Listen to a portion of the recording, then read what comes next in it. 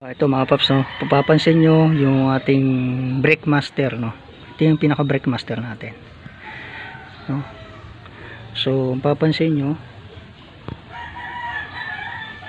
meron na siyang ano dito, parang bubbles, no.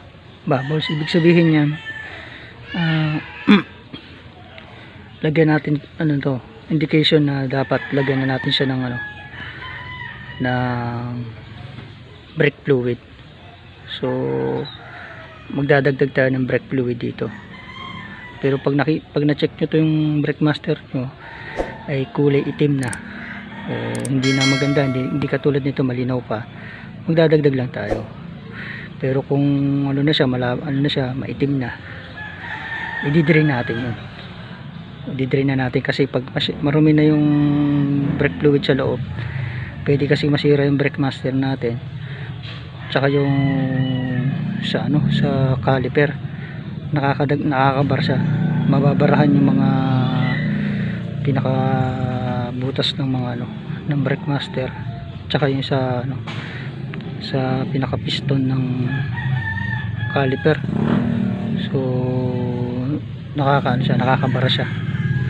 So sa ngayon hindi naman siya kulay black, hindi naman siya kulay itim, okay pa yung condition ng brake fluid nya, magdadagdag lang tayo. So kaya tayo magdadagdag kasi napansin natin parang may bubbles na sa loob, oh. So dapat wala kang makikitang ganitong bubbles, talagang sulit na oil yan, brake fluid pala, sorry.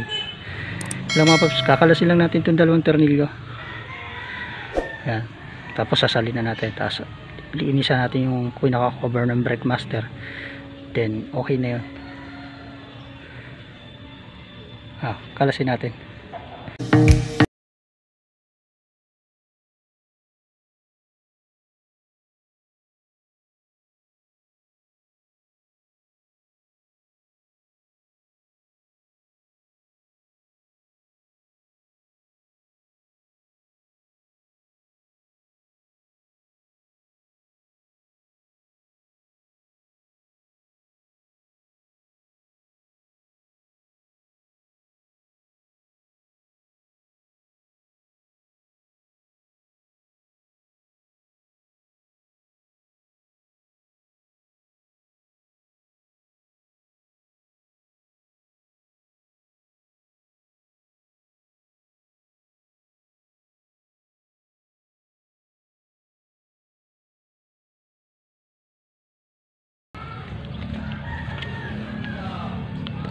Yan mga paps, no, ingat lang tayo mga paps magsali ng brake fluid, kasi pag tumagas yan dito, sumama yung pintura at saka sa mga clearings natin.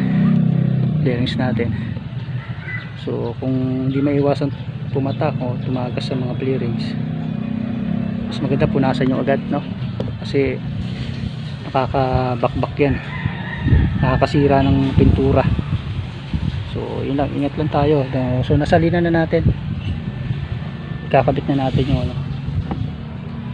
yung cover ng brake master.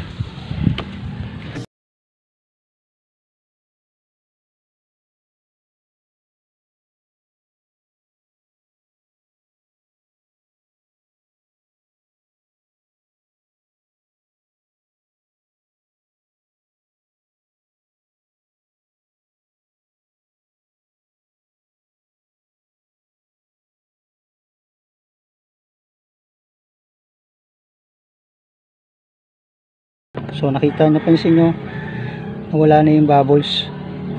Yung bubbles na yun kasi hangin sa loob. So dapat ganito yung tsura nun, pag chinek nyo yung pinaka brake master nyo. So ulitin ko mga paps, pag nakita yung kulay itim na, kailangan ng palitan ng panibagong brake fluid. Pero pag nakita nyo naman kulay ganito pa, clear pa, pwede pa yun, salinan nyo lang para mawala yung bubbles.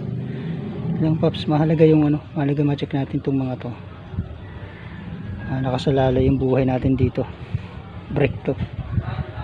So yun lang, ganun lang kasimple mga paps, magsalin ng magdagdag ng brake fluid sa brake master.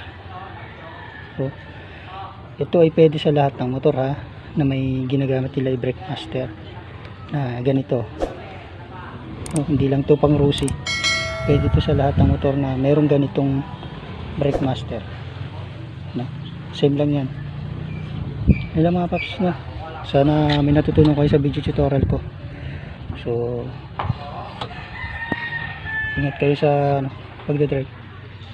Maraming salamat sa panonood.